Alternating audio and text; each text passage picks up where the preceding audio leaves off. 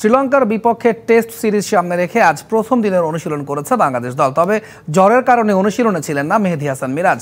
Head coach Simmons জানিয়েছেন, আগের থেকে কিছুটা সুস্থ হলেও প্রথম টেস্টে তাকে পাওয়া নিয়ে আছে কিছুটা সংশয়। সাথে ওয়ানডে ফরম্যাটে দায়িত্ব হারানোয় নাজমুল শান্তর মানসিকতায় কোনো প্রভাব পড়বে না বলেও জানিয়েছেন টাইগারদের হেড কোচ।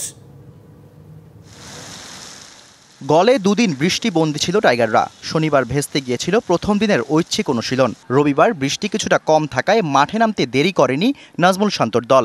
সাত সকালেই নিজেদের ঝালিয়েছে 3 ডিপার্টমেন্টেই। তবে এদিন ক্যামেরার লেন্স খুঁজে পায়নি মেহেদী মিরাজকে। পরে জানা যায় জ্বরে ভুগছেন মিরাজ, সময় কাটিয়েছেন হোটেলেই। এই মুহূর্তে দলের ভাইটাল ক্রিকেটার মিরাজ। শাইনি চুলে এখন হবে সব হেয়ারস্টাইল।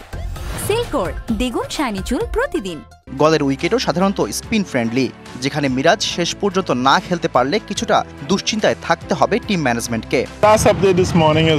গত কয়েকদিনের চেয়ে আজ সকালে ভালো দেখেছি ওকে। চিকিৎসা চলছে, আশা করি কাল সে প্র্যাকটিস করতে পারবে।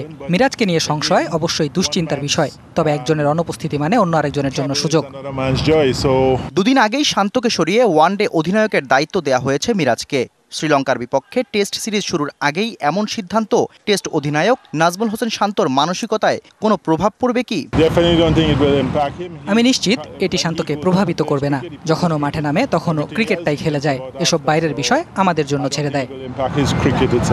গলে টানা বৃষ্টি হওয়ায় কন্ডিশন এখনো বুঝে উঠতে পারেনি টাইগাররা। প্রস্তুতির ঘাটতি নিয়েই প্রথম টেস্টে মাঠে নামতে হবে শান্তদের। প্রথম ম্যাচে কম্বিনেশন কি হবে তা নিয়েও রয়েছে ধোঁয়াশা।